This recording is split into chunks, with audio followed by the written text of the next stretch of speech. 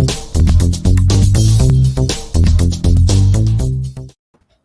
we're live. Woo! Hi, Andrea. Hi, Tim. Welcome. So today we have the lovely Andrea D.Smith. I know with having a common name, you do need to put an initial sometimes. Who is going to be talking about TikTok, because she's just done tremendously well on TikTok these last few months in social media marketing world. So maybe we could start, Andrea, by you just describing how long you've been on TikTok and at what point did you realize that it was basically a platform you were really good at? Nice. Yeah. Well, and I'm also like leaning closer because for some reason it got like a little quieter for me, but I could hear you though. So like when did I get on it, and then when did I realize it was awesome for me? Yeah. So I got on in March, shortly after I met you, Tim, at Social Media Marketing World in San Diego. Christelle, I understand that's like your area. That's my area, yeah. And so I got on then, and I begrudgingly did that because I sincerely thought TikTok was, like so many of us think, it's for the babies. It's some teenagery thing. What kind of business do I have being on there? And this is going to be boring, and this is going to be wasting my time, blah, blah, blah. Like all those thoughts, I had all those thoughts. And it wasn't until I started finding out how to find my people, people in my age range, people who could connect with me, people I had things in common with that don't play games. I'm not an Xboxer or anything. I don't play PlayStation. And so once you can find your people, it's a whole nother game, so then you can have meaningful conversations and people to connect with and people that understand where you're coming from, and that you can relate to. And, once you can find that, game over. So, ever since then, I've been like, okay, I get it, TikTok. It's awesome. You're awesome. I take all those things back that I said. You look like you're having a blast on TikTok. It's so funny because Tim and I were talking about bringing you on, and I admitted to Tim, I don't know TikTok yet. Like I don't know it other than my kids are on it and they don't want me to see what they're doing. I'll be real honest. And so I realized my son had already downloaded TikTok for me. He wanted me to watch a dad who's apparently doing really good parenting. And so I went onto your TikTok and I saw you're doing amazing things. And it looks like for your agency. This is for your business, correct? Is this how you advertise your business?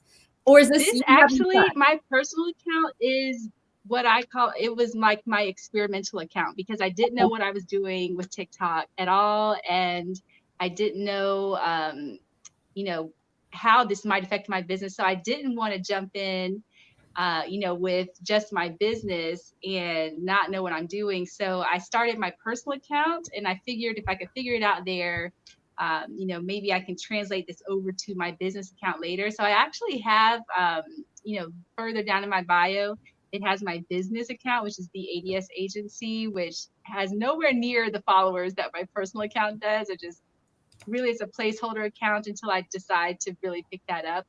And I just wanted to save my name since I was, since I decided TikTok is a worthy platform to be on. So this personal account, it's experimental. I just decided I'm going to jump in and see, can I figure out this space? And if I can, that's going to be awesome. And hopefully, I can translate that over to clients, to friends, to other people who are trying to figure out this space. Because it's a real frustrating place until you start getting some momentum, to be honest. That's probably like every platform, though. So if we go through, and it might take a while because I know you do a lot of TikToks, but what was the first TikTok you did that really took off, so to speak? Oh, it's way down. It's way down. But there was one that was a Bill Cosby. Well, it's not Bill Cosby, but it was the Huxtables show, the Cosby Show, with Claire Huxtable. And you look at you, you're fast. Your computer goes fast. Okay, so it's a little further up than that. Those first ones, that was really like I did not know what I was doing whatsoever. And I did not think anybody would pay attention to those either. Yeah, it's a little further up. Yep, a little bit higher. So it took a while actually then, didn't it, to sort of. It did, yeah. It might be a little bit lower than that. But even that one, it looks like a little airline stewardess with the white blouse and the blue navy. It's further down. It's a little further down. Yep. It's going to be me scrolling up and down. I know, it's so hard. Oh, there it is. Yeah. So if you go back up just a little bit. This one? Yeah, there's like one with that white blouse one was kind of cool. That's like Meryl Streep in The Devil Wears Prada, like just like lip syncing those lines and some of those cool lines from the movie. But just above that is the Huxtable one. So it's Claire Huxtable. It's a little scene. Yeah, that one's fun. Devil Wears Prada, So that's your sass. Get your sass on. But that one above it is the Claire Huxtable one, and it's just a scene about her with some coffee, and Alvin on the show is saying, "Oh, I didn't realize that you did that kind of thing," and she's like, "What kind of thing?" And he's like, "Serve." She's like, "Serve who?" He's like, "Serve him," referring to. We can get you lip syncing to a lip sync. Yeah, so yeah, it's a lip sync, and so then she proceeds to do her classic. Let me tell you something about yourself, honey. If you ever want someone to serve you, you are gonna have to come better than that. And it was just her telling him off a little bit in her lovely, nicey way, and so that was one that just like kind of took off by itself. I don't even know how many views it has now, but back then, when I thought it was awesome, it had like 12K. It's got 15,600. Yeah, 15K, of which, I was like, dang, that's amazing. Like, when on Instagram do you ever get 15,000 views on a video, lest it is incredible, like something stellar, incredible. Not saying that wasn't awesome. It took some work to do that in one take, but, that really started showing me the power of TikTok, because there is no place that I can organically get those kinds of views. Not Facebook, not Twitter, like really nowhere. And I thought that was big time with 15K. Now I've got some, a couple videos that are in the 100K range. And higher, and starting to get higher. And some of those are not lip syncs. I was thinking that's what you're supposed to do on this platform, because it's what I see a lot of people doing, lip syncs and dancing and all this kind of stuff. And I was like, right, I'm going to have to try to do stuff like that. But truthfully, the stuff I do now is just talking directly to the audience, or, kind of sharing a story, throughout your day, not quite blogging, but something a little bit micro vlogging, maybe a little bit. But it's just sharing, a story, a short, quick thing. Obviously, TikTok's like 60 seconds and less. Thank God it's 60 seconds, because when I first came here, I was like, what do people do in 15 seconds? Like, what can you do in? Yeah, this is cool. That's like getting. I love this one. Like, this is me bouncing out of quarantine, This is awesome. So it's got like some fun. It times up with some music in the background, and like these sound effects where you're like crashing on the bed and all this. Kind of cool. Hi, Chris Cloud. Wow, Chris Cloud was on. Awesome. We're going live at 6 today. Yeah, I see James Sopp. Hi, James. Hi, Tim. Sohn. Hi, Zombie Slayer 1998. You can tell it's YouTube by the names. Yes. He looks like my friend in the UK. Awesome. So, That's so fun. This is so fun. I suppose we should go back. And I always have a habit of doing this. We always do it on shows. But to people who have never seen TikTok and have no idea what content is on TikTok, how does it work? I mean, clearly it's a video platform, but what are the limits in terms of like what sort of stuff, content you put on? Is there minimum, maximum length? And what sort of content works well on TikTok? Yeah. So thankfully, now the maximum is 60 seconds. So you can go as long as a minute, which for those of us who are YouTubers and all that, that seems like incredibly short and tiny. But once you're here on the platform and play for a while, you can figure out really, what kinds of content you can do in a 60-second time frame. There's also the preferred 15 seconds and shorter. So truthfully, the shorter your content is, the better, because the key to all this, just like YouTube and everywhere else, is watch time. The most valued piece of all of this is watch time. So, oh yeah, that one did great. That was so silly. It was like a checking out my quarantine finances. Oh my gosh. That one is probably one of the ones close to 100,000 views. Something. Well, it's got like 4,500 comments on it. I mean, it's ridiculous. It's got 400. Yeah. That's likes. That's just having fun. That's just having fun with it. So, but to Christelle's point earlier about all this, I do think that it's possible to drive traffic to your business. So probably the reason you thought this was my business account is because everything in my bio connects to business items. You can connect your Instagram and your YouTube. And I have noticed people I haven't paid zero love and attention to Instagram since this happened, except for my clients, like they still get taken care of, but no love for Instagram since all this happened. And people follow me there and I know it's from TikTok, because there's no reason why other people would just randomly, without me posting, without me engaging, so people stumble into they get curious and they stumble into your Instagram, they follow you because that's the one place they have to connect with you. And you can also connect your YouTube account. So I've noticed people following and subscribing there, which is really awesome. And, you can get really good traffic there as well. And so once people start realizing, I've done just a few teaser videos, not a lot, because I've noticed, the content that's like commercially for you and your business, may not do so well. But what I do think the value is in TikTok, not that you asked me all this, but it's just, I think this is important for people to know, is that a platform like this really expedites the like, trust factor for people. Yeah.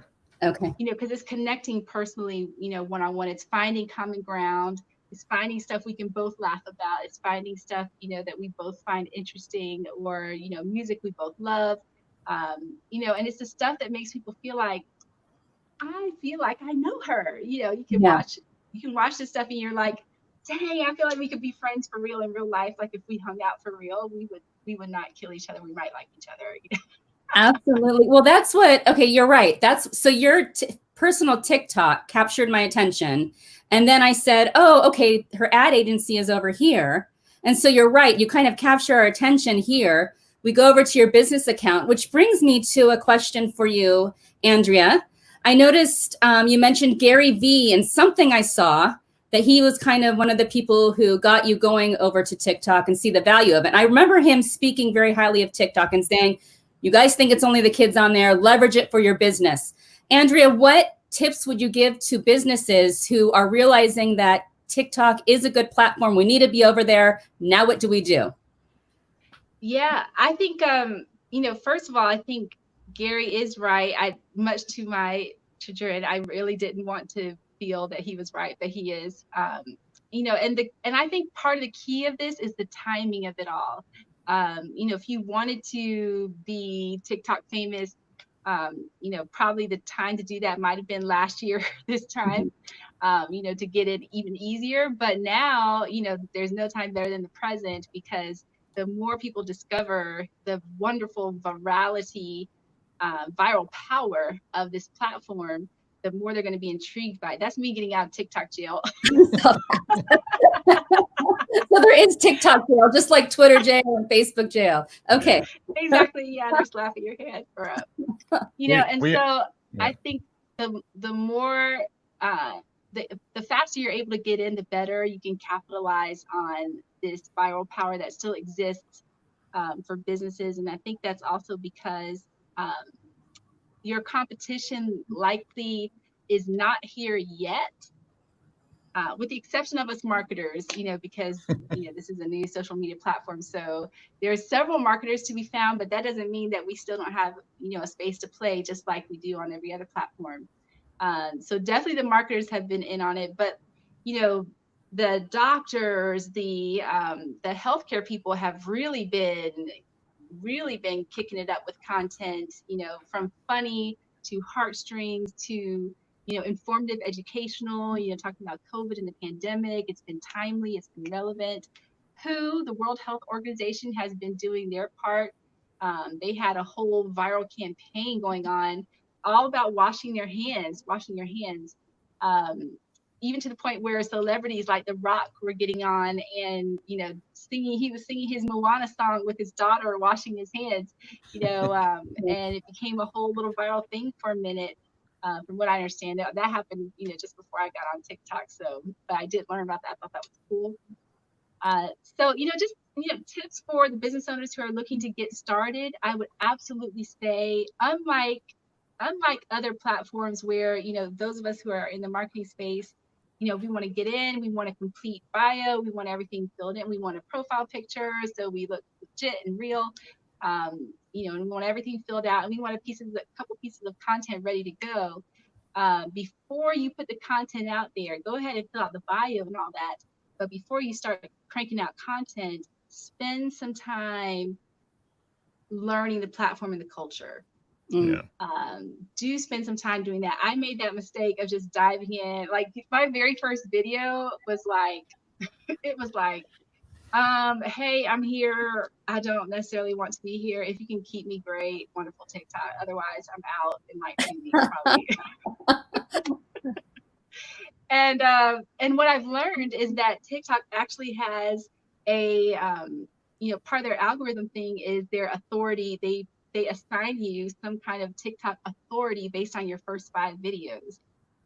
So you actually don't want to just throw up whatever, as your first 5 videos like I did. Because you're actually informing TikTok, based on those first 5 videos about the kind of creator you're going to be, the kinds of content you're going to get. Oh, thanks, Chris. He's so awesome. We're going live. He and I are going live at 6 today. So Oh, good. I did not plan to put you guys both on the same day, but it just happened. That's awesome. He's going to be awesome. Yeah. And so, I would actually take time to learn the culture, the platform, see the types of content that's out there, and give yourself a little time, because the algorithm will catch up to your tastes. So, if you get on there, it's just going to start serving you as a blank new profile and account, a blank new user. It's just going to start serving you up all of this viral, super viral content from probably months ago, because it's trying to learn what do you like. So it's going to give you the smorgasbord, and you just spend a little time. I call it the TikTok rabbit hole. You're going to fall down it. If you got kids, Christelle said, you've probably seen a lot of the content yourself already, just having to monitor your kids. And that, I think, is the reason why we do have people in our age range. I consider you guys in my age range, on the platform. People are like, there are not people 35 and over on the platform. Yes, there really are. So I think a large reason that started was because the parents had to get on there to watch the kids.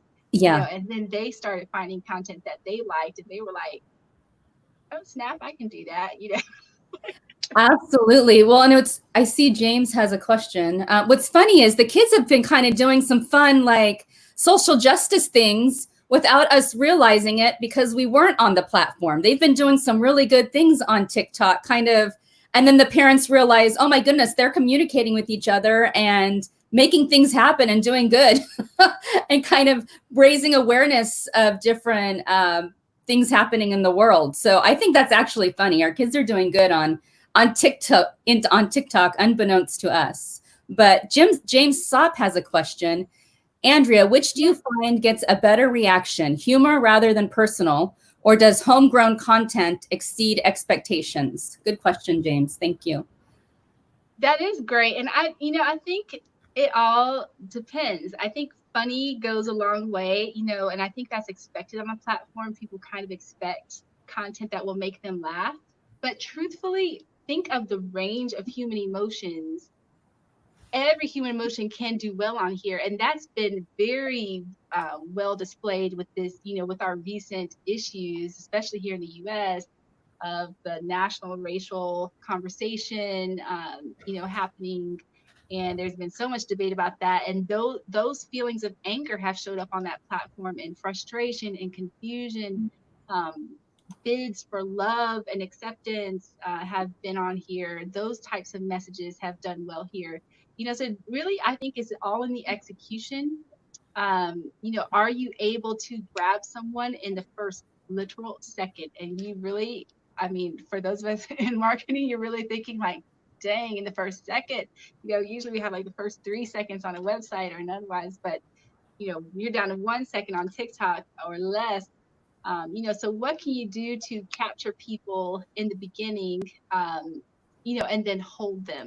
So can humor do well? Absolutely. Can dancing do well? Depending on how you do it, can you make fun of yourself while dancing, or can you just really have the best time ever and people just love seeing you have a great time? Absolutely. Can the heartstring thing work? Yes, it can. I love, for every 10 videos that makes me laugh, a good heartfelt, oh my gosh, I might cry right now, kind of a video really does well, and people respond to that. And the point is the engagement piece. So is there something in there that makes people want to comment? And the more they engage with you and comment there, that means it's increasing your watch time, because let's say actually press pause, which is not likely, on the video while they're commenting, it's going to still be playing in the background. So the videos that go viral and do really well typically are ones that people have a lot to say about. So this one, you're out shopping, oh my gosh, it's just like COVID shopping, because I was surprised that my store was open, and I was like, what the crap, my store is open. You're just finding relational points to relate to people on. That they can say, oh, snap, your mask is so awesome. Where'd you get it? Or, what was it like shopping? And I love that store too. It's just simple little things we can connect with people on. But that's what gets people drawn into your world. And once you have them drawn into your world and interested in you and your story, how you live, how you work, how you play, that's pretty golden, because now, I can put a video up that might not have a whole lot of thought behind it, but it can be a promo. I just literally, before I got on here, I did a promo for this live for this live chat right now, and for the live chat tonight. And I know when I get off of this, it's going to probably have 200 something views. Wow. For no reason other than now the following is there. Versus in the beginning, you put that out there and you might have put a lot of work into it. And then they call it a flop, your video flopped, and you're like, oh crap. It's nothing worse than putting so much effort into a short little 15-second thing. And then it's like, no one saw it. And you're like, you feel defeated and, kind of ego bruised, because this place, what's the the beautiful thing about it, and also the curse about it, is like anybody can be TikTok famous, right? Like literally for nothing. For like the joke is like, for putting this cheesy spread on a cracker, I got 1 million views, which seems stupid and nothing, right? So the idea that anybody could be, or any video or any person could be TikTok famous, is both the carrot and the insult, because you feel like if anyone can do it, certainly someone who's intentional and purposeful about it should do really well. Oh, that was a good one. This is more like a little more business oriented. That was like a celebratory thing for however many followers at that point. And so, the curse of that is, if anyone can do it, certainly you can. And then when you try and it doesn't become famous right away, you're like, well, what the heck? Like, why isn't my stuff awesome? And I really tried, So yeah, exactly. Chris says, takes a while to get your rhythm. I don't even see the kids anymore. Exactly. Yeah. So Okay. TikTok starts learning what you want to see, and who your people are, so the more that you are yourself, the more it'll start, gravitating people towards you and gravitating that content your way as well. Yeah. I'm noticing you use a lot of color. And I see a lot of your shots are very close up, and that automatically kind of draws us in. So I'm kind of noticing a few patterns that you have in your TikToks. Do you feel like close-ups capture the audience attention, or is that just your style? This is just the most fun question ever. That question, I love that. I've not analyzed it for color or anything. I think what I think about is a mix of shots to try to make it interesting because, um, if you put your ADD hat on, like this is such the ADD Oh, platform. yes, I love it. You put your ADD hat on, you can totally tell if you love a video right away, if it's interesting to you, or if you're going to keep swiping and moving on. And the goal is to hold people, and so that they don't swipe on, they watch at least, the majority of your video or enough to comment, and that kind of thing. So I think what I try to do is mix up the shot a bit on some of these videos. Text, like you can see here, really helps. To put text on there, and while you're talking, what's cool about this that's different from any other platform is that everyone's audio is going to be on. If they're on this platform, they are listening with their audio in. Versus on Instagram, we're largely looking at pictures, or we're doing it in a meeting while our Zoom is on, and so we don't have the sound on. So if we were watching a video, it's because we can either tell what someone's saying through captions, or we can get the story without having to put our audio in. But on TikTok, your audio is going to be on, which is amazing. But the text just helps augment that.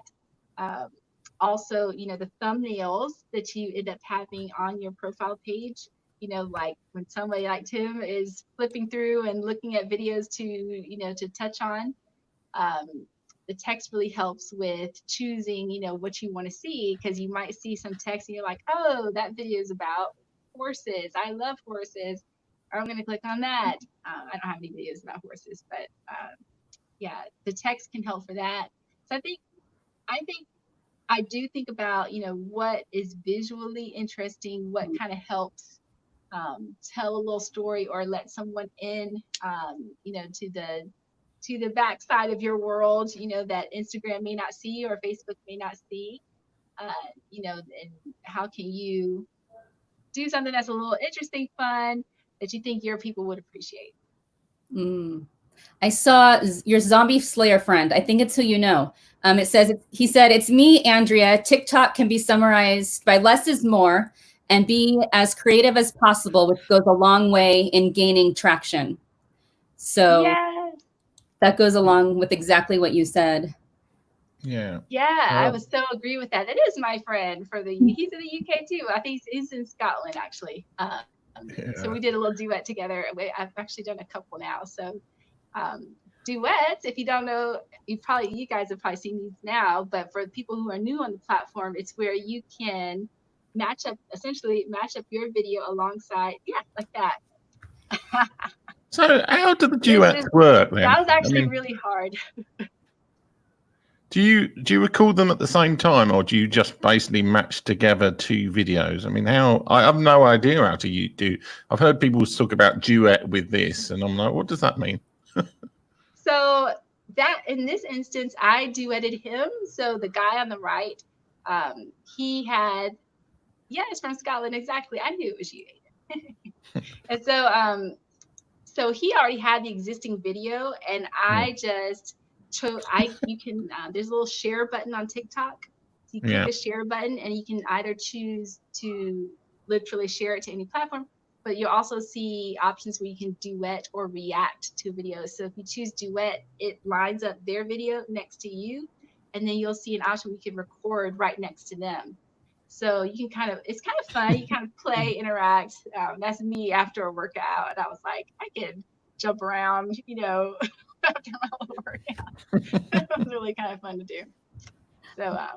So yeah, duets are fun. Reactions are the ones where it's like a smaller thumbnail, to the top left of your video. So someone can be talking, saying something, and you can be talking over it, giving your reaction of whatever it is. So Is that one of them, or is that Yeah, just one this you is made me yourself? reacting to my own video because I'm Yeah. telling people like that actually was a workout doing that. I'm telling you, worked out my abs, and I was really mad. I was kind of mad about it because, it's one thing to purposefully work out, but to get a sneaky workout in, just filming one of these things is not right. Yeah. If anybody's wondering, the reason I'm not playing the music on the TikToks is partly so we can talk about it, and also because I'm worried about TikTok's got a very good quotes, broad copyrighted music thing in terms of the music that he plays on it on the platform. So I'm just worried if I actually inadvertently play all the audio, they come on as muted anyway on the TikTok on the desktop. But if I actually play them, I could get copyright strike on YouTube that would get the video out.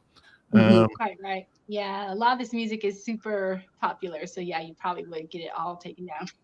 Yeah, but one of the things I've noticed people on because I'm more of a consumer on TikTok than actual do it. I started off an account at Social Media Marketing World with Tim Lewis, Conference Junkie, and obviously COVID has totally wiped out all of the things because I was going to do like TikToks at conferences. But one thing I've noticed is that people take the audio from other people's TikToks and lip sync to that. So how do you do that? Is that a sharing thing as well? I mean, like it seems to be like there's basically audio, and then people do moves or dances to those audios. How does that work on TikTok? Yeah, so like say for instance, say I was saying something in this video that somebody wanted to use the audio for. Yeah. You could go, there's like a little, when you're watching these at the bottom right when you're watching these in your app, and not on the desktop, on the bottom right you've seen like a little record spinning, and there's like a sound strip at the bottom where it's like saying who the sound is from, or if it's a song, who the artist is, and there's like a little record spinning on the bottom right. If you click that little record, it'll show you all the other videos associated with that sound. And it'll rank them by the top, most views or the highest engaged kind of video. So you can see all the top videos associated with that sound. So then you'll also see where there's a button at the bottom that says use this sound.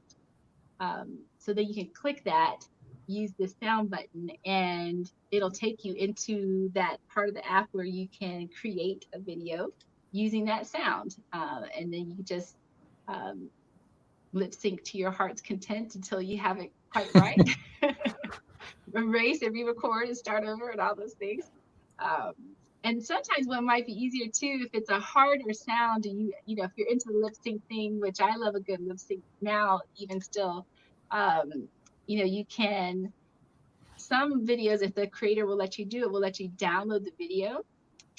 If you're concerned about watching it a billion times and blowing up their views, and if you want to be like nicey like that, then you can sometimes download the video directly, and then it'll let you save it to your phone, and then you can just play and listen and learn. So if I ever do like a hard lip sync, like the Claire Huxtable one that's funny, the Cadillac one. That's the one that's like interior crocodile alligator, that one. I can't sing it right, but but anyway, yeah.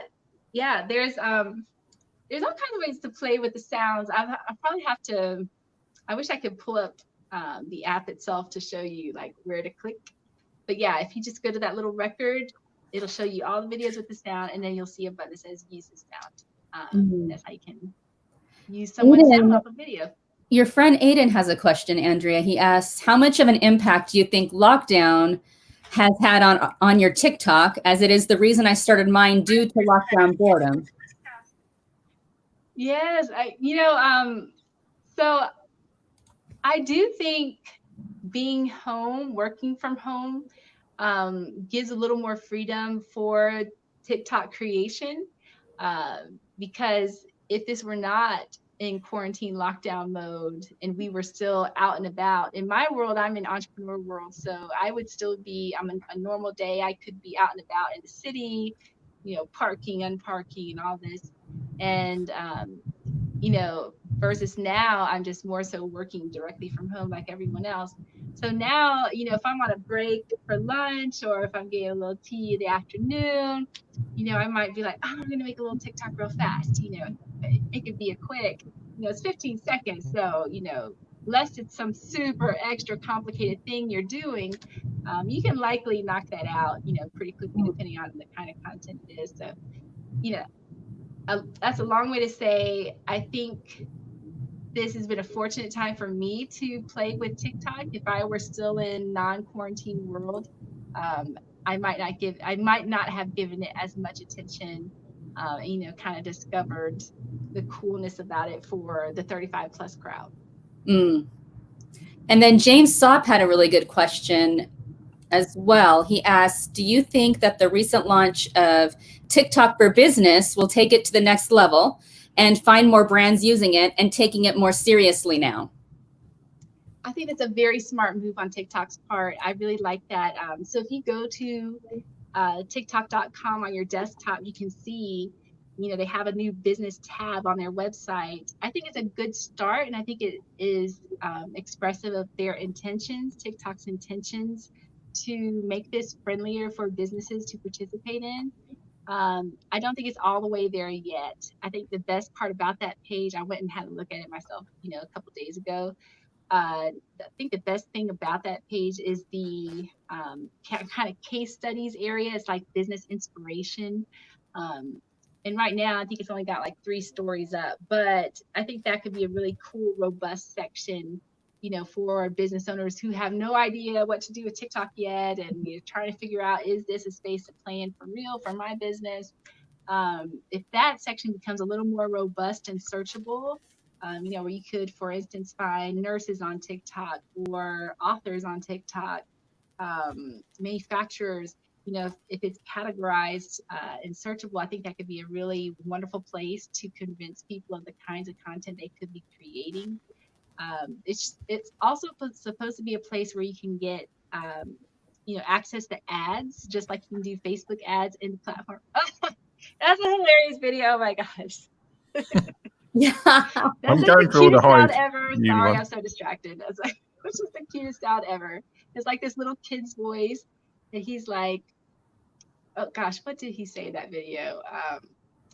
He's like, oh, you look hungry. He's looking at a little animal, and he's like, you look hungry or something like that. And then he's like, here you go. He's giving him a little something to eat. It's just like the cutest sound ever. But yeah, the TikTok business thing, I think watch that space. I think it's a good nod towards TikTok's intentions to cater more towards our smaller businesses. Definitely the big brands can play right now, but the ad space is more like 20K to play. There's not really, we don't have the access I wish, hoped we would have as small business. Small businesses to play in this space just yet, but I think that's coming, hopefully. Mm-hmm. So when you're saying at the moment this is your personal account, but you've done really well with this. Mm-hmm. What are you going to do differently when you get around to doing your business account? Do you think there is kind of an element of having to be more careful as a business? I mean, I suppose it comes back to this whole kind of fun, professional kind of thing in terms of business. What are you going to do differently in terms of building up your business account when you get around to doing that? Yeah, so you can actually, if you're on your browser, if you go to the ADS agency, you can see some of those content pieces so far. It's been things like how to get your first 1,000 subscribers on YouTube, because I noticed there's a good number of people who are, YouTube players out there.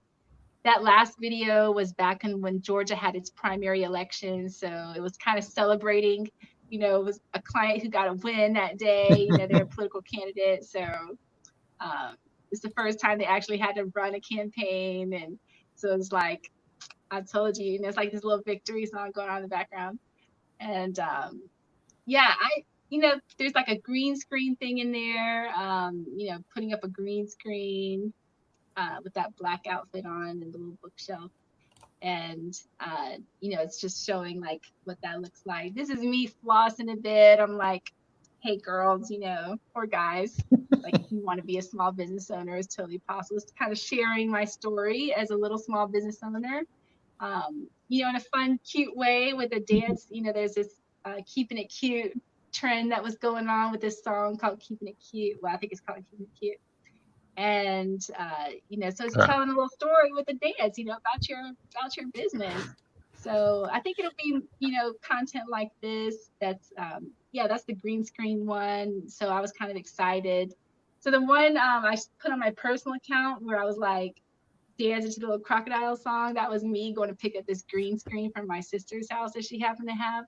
And so on my business account, I just posted, setting it up and getting it ready to use and that kind of thing. And later I did like a YouTube video on green screens and Zoom, for example, because now everyone's on Zoom and they want to do something cool, different, how you get like those cool backgrounds and motion backgrounds and all this stuff.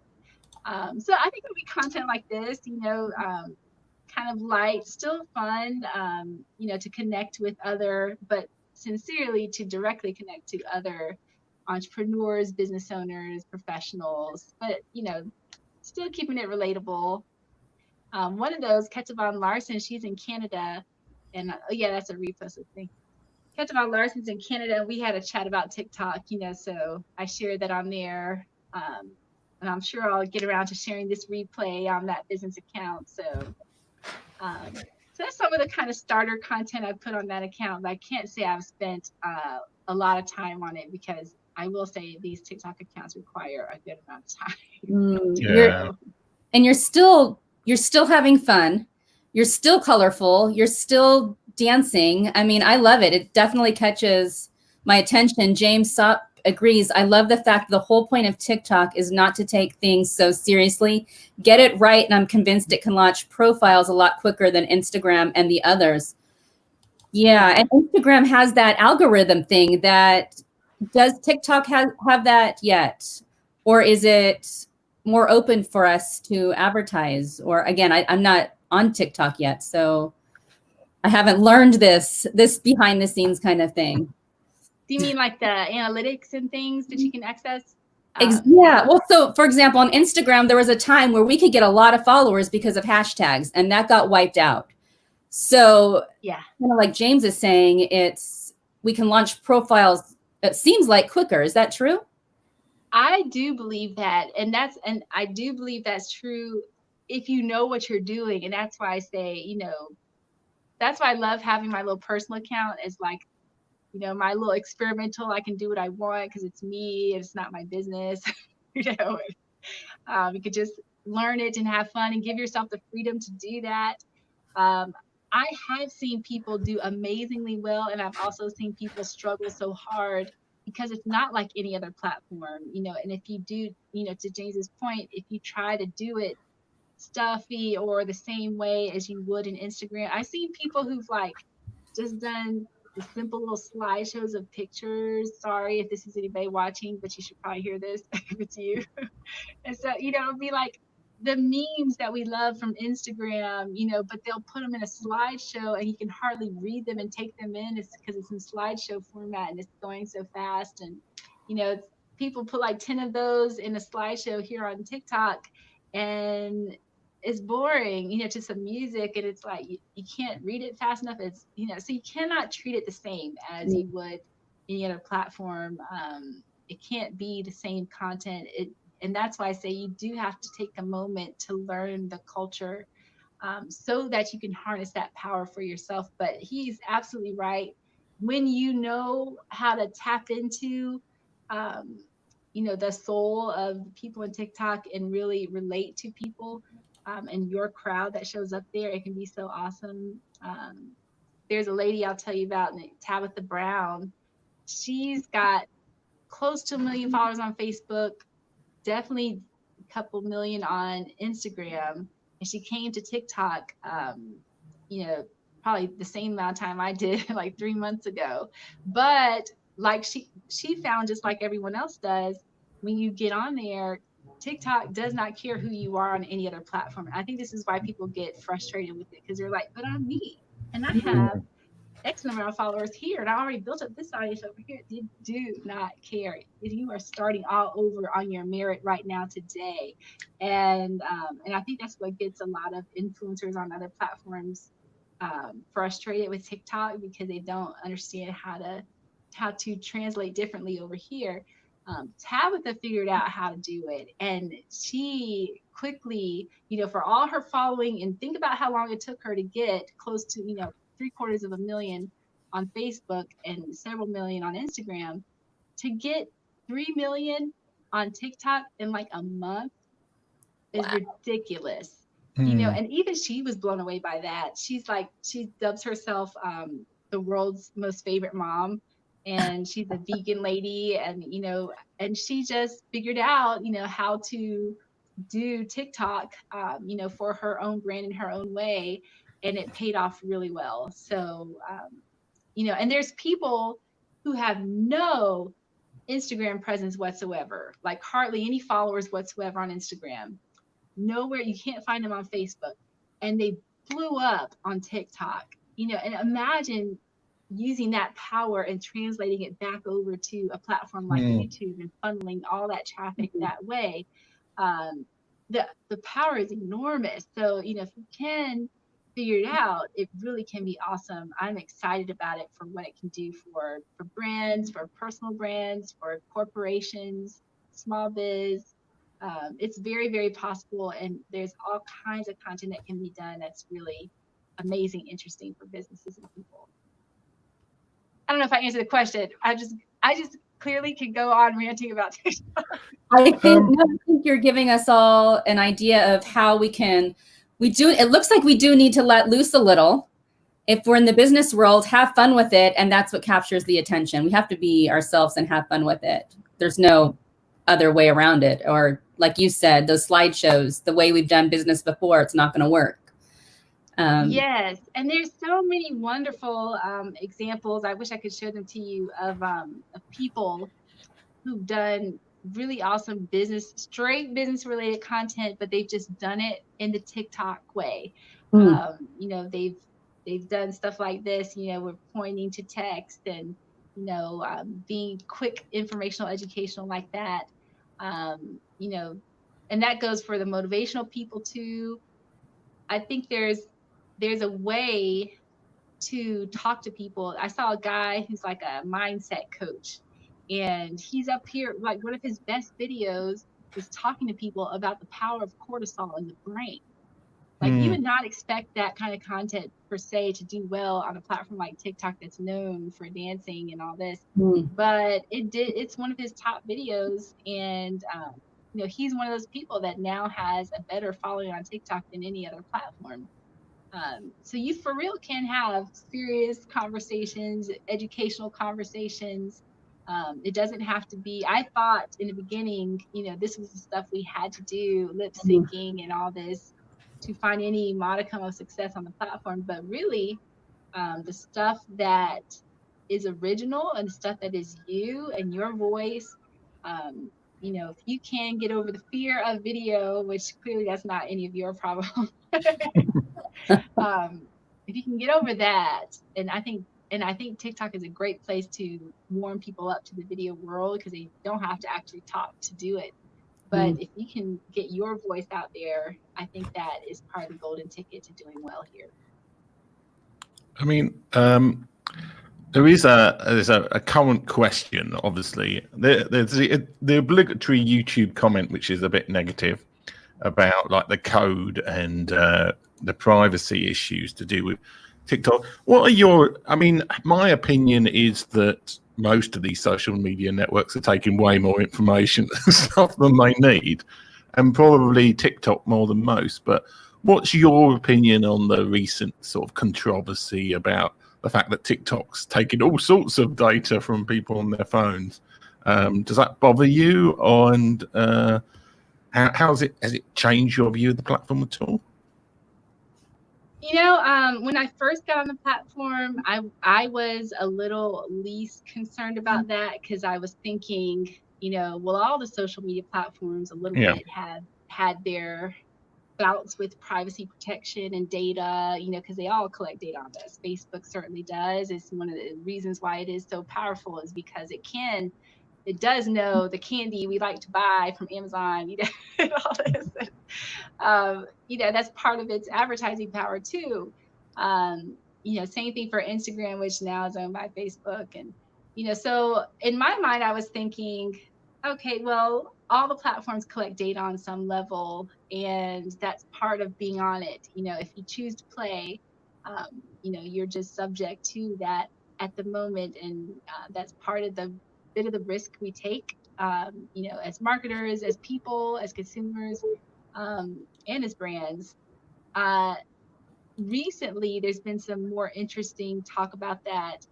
Before COVID and all this hit, the US was in, you know, some talks about this in Congress, you know, about data, especially with TikTok being a Chinese-owned company, ByteDance, which was valued at 75 billion last fall, 75 billion US dollars last fall. You know, China has very different laws, ideas, opinions about data, as we all know, or you probably well know. And so that just recently, within the last 24 hours, came to light with India. I don't know if you guys saw this news recently, but India just put an entire ban on TikTok from its entire country. And that's a third of TikTok's users. Wow. But that had nothing to do with, you know, what we might think is the data protection privacy, because India does have its qualms about that with the platform and with, you know, Chinese data in general. But it was more so a geopolitical thing.